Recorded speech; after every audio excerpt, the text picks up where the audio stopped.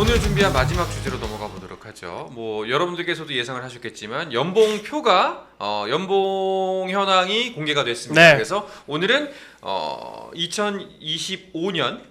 2025-2026 시즌 여자부, 남자부 선수 등록 현황과 연봉 현황을 이야기 한번 해보도록 하겠습니다.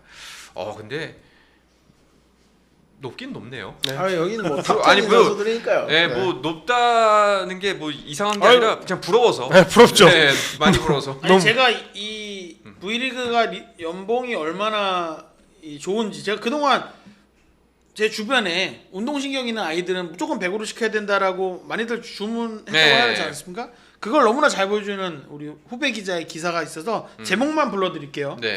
V리그 연봉 야구보다 높네? 이 한 줄이면 뭐 누가 예. 썼는지 알겠네요. 남자분 기자도 비슷한 기사 썼던 것 같은데. 저는 그 리드에 내 칼럼처럼 이렇게 좀 써서요. 네. 비슷하게. 그러니까 이게 그 이야기가 왜 나왔냐면은 V리그 평균 보수가 2억 3,400만 원이네 남자부가. 네. 네. 그리고 여자부가 1억 6,300만 원. 근데 KBO 리그 평균 연봉이 1억 6천만 원. 그러니까 약간 높습니다. 근데 뭐 이걸 이게 뭐 단순 비교할 수는 없는 지점이긴 해요. 뭐 선수 풀도 다르고 여러 가지 뭐 편차가 다르기 때문에. 근데 요거 일단은 뭐 준비한 것부터 일단 쭉 한번 해보도록 하죠. 네. 네, 자, 자료부터 띄워주시죠. 일단 네, 뭐 거의 예전에는 우리 V리그 여자부가 셀러리 캡 최소 소진 못 채워서 아 그렇죠. V리그 이 나머지 팀들하고 이제 코보에서 좀만 더 쓰라 이렇게 좀 격려 좋은 말로 격려했던 시기가 정말 엊그제 같은데 지금 보십시오. 현대건설 100%죠. 제일 낮은 GS칼텍스도 70%를 넘겼어요. 저건 GS의 자의가 아닙니다. FA를 많이 질렀는데 안 온 겁니다. 질렀다면 현대건설만큼 썼을 네, 거예요. 90% 넘기고 싶었어요. 그렇죠. 근데 안 왔을 뿐입니다. 그래서 사실상 평균만 봐도 셀러리 캡의 90%를 소진하고 있잖아요. 그것만 보더라도 우리 V리그가 특히 뭐 남자부는 셀캡이 더 크지만 네. 적다고 하는 여자부도 적은 돈을 쓰는 것이 결코 아니다 라는 걸 볼 수 있습니다. 네. 자, 그럼 이어서 남자부터 가볼까요? 손가락 안녕? 뭐 어쩌라고 타임을 보는 거야. 타임. 안녕? 뭐 어쩌라고 손을 그러니까 남자부가 보면 지금 남자부는 왜 평균이 낮냐라고 하실 수 있지만 금액이 많아요. 그렇죠. 금액이 많기 때문에 그런 거고 보시면 이제 삼성화재가 46.91% 네. 아닙니까? 삼성화재가 예년에는 제일 많은 돈을 쓰는 구단이었지만 우승을 많이 계속 했으니까. 네, 근데 최근에는 좀 이렇게 많이 지갑을 닫다 보니까 삼성화재가 유독 낮아서 좀 그게 좀 평균을 격차 꽤 나네요. 내리는 부분들이 있는데 돈을 남자분은 또 군복무를 마치고 돌아온 맞아요. 선수들의 자리를 비운 것도 네. 있어요. 네. 네. 그래서 그 선수들이 보통 조금 더 합류하게 됩니다. 현대캐피탈, 대한항공, KB손해보험 이렇게 좀 돈을 많이 쓰는 팀들이 그래도 성적을 가져간다. 와, 근데 현캐랑 대한항공도 돈 차이가 꽤 나는데요? 저게 현대캐피탈이 정광희 선수가 빠져나가고 그 자리에 신호진이 오고 이러면서 약간 그렇죠. 좀 줄은 것도 있고요. 좀 있습니다. 문성민이도 나갔고. 그리고 네. 대한항공이 저렇게 좀 펌핑이 된 건 그 연속 통합 우승을 네, 그렇죠. 연속하다 보니까 그리고 또 이번에 곽승석, 정지석이 FA여서 또 몸값을 다 또 보전해줬어요. 올렸는데 김규민도 보장을 FA였고. 네, 네. 그래서 네. 그런 선수들을 계속 올려줘야 되다 보니까 필요 이상으로 쓰게 된 금액도 분명히 있습니다. 그래서 어쨌든 남자부 같은 경우에는 이제 2년씩 5년 동안 10억을 10억을 줄이기로 했죠. 네. 근데 저 요 얘기 좀 하고 싶었는데 제가 막 기사 이렇게 자료를 좀 찾아보다가 배구 팬들의 약간 불만 같은 불만이 지금 현재는 여자 배구가 더 인기도 많고 관중도 더 많이 들어오고 시청률도 높은데 왜 이렇게 두 남녀 배구의 셀캡 차이가 크게 나는 건가라고 물어보더라고요. 그렇죠. 그래서 요거를 제가 예전에 취재했던 바로 뭐 기억이 정확할지 모르겠지만 시작 전부터가 남자가 더 많았어요. 그리고 비교할 수가 없는 게 남자들은 그때는 대부분 대학교 4학년을 마치고 나왔기 때문에 여자분은 고등학교 졸업하고 오기 때문에 그 차이도 좀 있었고 그리고 결정적으로 56억까지 58억으로 확 올라간 그때는 뭐였냐면 남자 배구가 그때 소위 말하는 언더머니 이런 게 너무 횡행하니 얘기해도 돼요? 뭐, 이미 지난 일인데요. 이미 역사니까 언더머니 이런 게 너무 횡행하니 이걸 아예 양성화 시키자. 네. 그렇죠. 셀캡을 확 올리고 해서 그래서 36억에서 58억으로 확 올린 맞아요. 거거든요. 예. 그거 때문에 이렇게 차이가 난 거지 뭐 남녀 배구의 차별 뭐 이런 건 절대 아닙니다. 네. 이 얘기를 해드리고 싶었어요. 아니야. 솔직히 말해 여자 배구가 남자 배구 구단 그러니까 여자 배구 구단들이 남자 배구 구단만큼 돈을 안 쓰는 것도 사실 뭐 있어요. 그것도 맞아요. 그리고 이렇게 인기가 많아진 게 얼마 되지도 않았고. 네. 예. 정지욱 기자 들어왔네요. 오해영 간사 오랜만이라고 하는데 정지욱 기자 빨리 나가세요.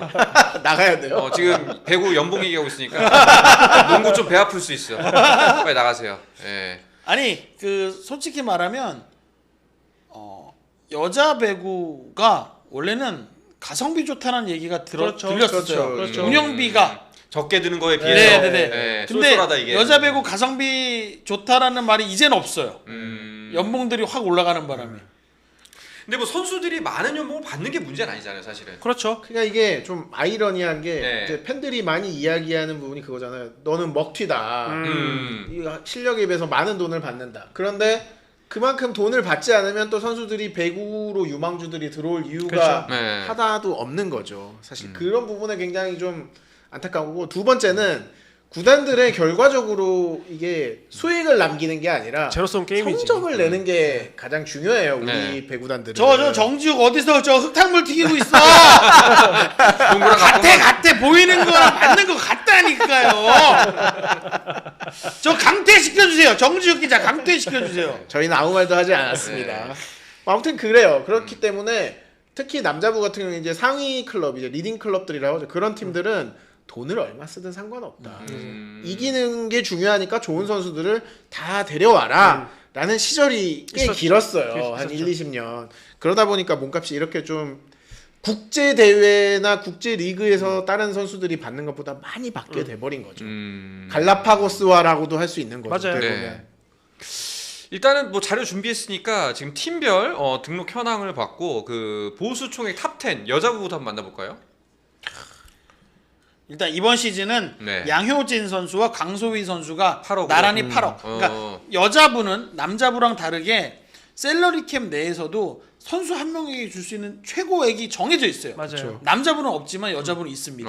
그게 여자부는 8억입니다. 네. 그러니까 강소희 선수는 지난 시즌에도 김연경 선수와 같았어요. 연봉 퀸이었어요. 근데 양효진 선수가 연봉이 2억, 보수 총액이 2억이 오르면서 이제 김연경 선수를 대신해서 강소희와 연봉 1위. 저 박정환 선수가 7억 7,500인 것도 저 FA 때는 저게 보수 상한선이었어요. 그렇죠. 3년 계약을 했죠. 네. 네. 그리고 이제 강수진 선수가 1년 뒤에 FA 나왔을 때는 8억이 보수 상한선이었던 거예요. 네. 25%이기 때문에. 둘 다 보수 상한선을 꽉꽉 채워 받은 겁니다. 네. 제가 지금 뭐 많은 분들이 보실 수 있는 저 자료 중에 눈여겨 보실 분은 김연경 선수예요. 네. 옵션이 없이 순수 연봉만 4억이다. 4억을 받고 있다. 보장 4억. 네. 제가 볼 때 김연경 선수가 알짜고 아, 그렇죠. 저게 보여주는 게 뭐냐면 아까 우리 김혜근 기자가 전해줬던 정민수 선수의 리베로가 경기를 바꿀 수 있는 게 무엇인지 보여주겠다. 네. 많은 팬들도 아셔야 됩니다. 리베로가 화려하진 않아도 경기를 그럼요. 좌지우지할 수 있는 정말 중요한 역할을 한다는 그럼요. 거. 정지욱 기자가 계속 의심하고 있습니다. 저건 액면가 그대로 맞는 맞아 건가? 맞아. 맞다고. 저희는 아무 말도 하지 않았어요. 자, 그리고 팀별 최고 보수 선수도 한번 알아볼까요? 자, 아까 뭐 그 리스트와 뭐 크게 다르진 않을 텐데. 네. 네. 네, 한국생명은 이제 김연경 선수가 은퇴하고 이다현 선수가 FA로 합류하면서 5억 5천만 원 1위가 네. 됐고요. 정관장은 이제 염혜 선수가 다음 시즌 FA거든요. 그래서 미리 살짝 올려놨어요. 그리고 양효진 선수 말씀해 주신 대로 2억 원이 더 올라서 8억 원이 됐고, 이소영 선수도 이제 3년 계약 보장 계약을 했기 때문에 그대로 7억 원. 강소희 선수도 마찬가지고요. 유사현 선수가 이번에 이제 FA 계약을 했어요. 그러면서 4억 원이 저건 이제 주장의 자존심을 세워준 거죠. 그렇죠. 그때도 말씀드렸지만 GS 칼텍스에서는 유서현 선수를 핵심 선수로 보고 있어요. 네. 그래서 이런 결과가 나왔습니다. 이 알겠습니다. 표에서는 좀 주목해서 봐야 될 부분이 저는 이소영 선수 저 금액이라고 봅니다. 이소영 선수가 계약을 하고 나면 한 첫 해는 좀 약간 부진해요. 항상 부진했죠. 그게 루틴이에요. 그죠. 네. 그러고 나서 이제 2년차 때 급반들. 몸 좀 풀고 3년차 3년차 때 정말 FA 로이드를 제대로 맞았어. 이게 나야 보여주죠. 그렇죠. 그래서 그 몸값은 어느 정도 유지하는 노하우가 있다. 사실 이번 시즌도 김호철 감독의 기본 구상은 이소영, 황민경 선수가 베스트 컨디션이라면 둘이 먼저 나가고 사실 지금 국가대표 에이스인 육세영 선수가 그렇지. 세 번째 옵션이거든요. 그렇죠. 거기에다가 지금 킹켈라 선수도 있단 말이에요. 그래서 이 IBK는 이 아웃사이드 히터들이 어떻게 경기를 나올지 그게 어쨌든 사실 전력상으로 보면 IBK가 지금 제일 좋은 팀인데 맞아요. 이 구상이 어떻게 돌아가는지에 따라서 좀 달라질 수가 있습니다. 알겠습니다. 자, 그럼 마지막 자료가 될 것 같은데 포지션별로 그러면 이번엔 최고 연봉 선수를 확인해 보도록 하죠. 저기 보면 저기 가장 눈에 띄는 게 네. 아포짓입니다. 아포짓. 그러니까 와. 대부분 9천만 원. 팀들이 아포짓을 외국인 선수를 채우니까 네. 아포짓에 이렇게 돈을 안 주는 거예요. 그쵸. 국내 선수가 거의 한 팀에 한 명 정도죠. 네, 86년생 황현주 선수가 이번에 도로공사 옮기면서 옵션 포함 9천만 원 받기로 했거든요. 저게 최고 연봉이라는 게 우리나라 배구의 아무런 현실이라는 그러니까 이게 겁니다. 참 격차가 안에서 굉장히 심하네. 근데 재밌는 건 황현주 선수가 한창 전성기 때는 연봉 퀸이던 시도 있었고 그렇죠. 황현주 선수는 팀의 시스템을 내가 있으니 외국인 선수를 그치. 아웃사이드 히터를 뽑게 했던 선수가 있었단 말이죠. 근데 지금 우리나라 토종 아포지 중에는 팀 시스템을 바꿀 수 있는 선수가 없어요. 그게 우리나라 배구가 지금 세계 무대에서 공격이 안 되는 이유가 전 그거라고. 그게 남자가 문성민이었고 여자가 네. 황현주였죠. 근데 이게 몸값이라는 게 결국 시장이잖아요. 그렇죠. 이게 수요와 공급에 따른 건데 어쨌든 우리나라에서 앞포지션이란 포지션이 공급이 거의 0에 가깝거든요. 안 사실. 하려고 하죠. 네. 주전급 선수들을 앞포지스로 키우지 않아요. 고등학교에서 그냥 차라리 미들 블로커로 키우거나 리시브가 안 돼도 아웃사이드 히터로 키우거든요. 왜냐하면 프로에 가면 앞포지스는 못 뛰니까. 그러니까 그런 것도 반영됐다고 보시면 될 것 같아요. 정지욱 기자, 아니 우리 동네 이웃이자 박경상이 와이프 꽃사슴이 9천만 원이요? 최고 연봉이라니까요. 네. 포지션 최고 연봉이라니까. 아 이거 뭐 지난번에도 말씀드렸지만 이 박경상 코치가 이 황현주 선수의 선수 생활을 길게 할 수 있도록 그래. 열심히 외조를 하고 있어요. 이제 또 주발 부부가 됐잖아. 네. 얼마나 좋아. 자, 그럼 이번에는 남자부로 넘어가 보도록 네. 하죠. 남자부 보수총의 탑 10입니다. 뭐 아까 이 최고 연봉은 뭐 확인을 했습니다만 황태기 선수가 12억, 9억에 3억이구나. 네. 네. 그리고 이제 한선수 선수도 이제 유이하게 10억을 넘기는 황태기와 함께 이제 한선수 선수가 지난 시즌까지는 이제 남자부 이자 V리그 최고 연봉자였는데 네. 황태기 선수가 FA 대박을 치는 바람에 이제 2위로 내려왔고 여기에 이제 눈에 띄는 부분이 이제 임성진 선수죠. 네. 임성진 선수가 KB 손해보험으로 이적을 하면서 옮긴 거고. 전 여기서도 또 주목해서 봐야 되는 건 허수봉? 허수봉이라는 겁니다. 보장 8억. 상남자. 네. 그렇기 때문에 그러니까 왜냐면 허수봉은 뭔가 팀에 대한 애정도 있고 팀에서도 에이스 대우를 해준 거야. 뭐 나머지 선수들에 비해 그래도 금액이 적지 않냐? 근데 허수봉은 저 금액에도 내가 이 팀에 남아 있을 이유가 있다, 옵션이 충분하다라고 없이 그냥 다 보장해 주는 거니까. 생각하는 거죠. 그러다 보니까 현대캐피탈 팬들이 더 허수봉을 더 이렇게 품에 내 새끼 정말 진짜 내 새끼라고 생각할 수밖에 없는 겁니다. 뭐 어쨌든 허수봉 선수도 예비 FA이기 때문에 그렇죠. 사실 구단 입장에서는 어느 정도 대우를 해줄 수밖에 네. 상황이었습니다. 알겠습니다. 자, 그럼 팀별 최고 보수를 받는 선수도 한번 만나볼까요? 자, 뭐 크게 다르지 않습니다. 삼성화재가 이제 송명근 선수를 FA를 영입하면서 4억 5천 준 게 최고인 게 네. 눈에 띄네요. 정광, 김지한 신영석, 선수도 이제 김지한. 큰내 연봉킹이 됐죠. 예, 우리 카드에서. 신영석을 777로 맞췄다라는 것도 참 재밌는 부분입니다. 그러게. 왜냐면 저렇게 재미있는 숫자로 맞히는 선수들이 있어요. 간혹가다가 어. 나와요. 그러니까 이게 보면서 느끼는 게 한 선수 85년생, 신영석 86년생. 이 두 선수가 이제 41, 40인데 아직도 팀 내 최고 연봉이라는 게 씁쓸한 게 아직도 후배들이 저 선수를 못 이긴다는 못 넘어요. 거거든. 야 오늘 정지욱의 활약이 굉장한데 댓글창을 보세요.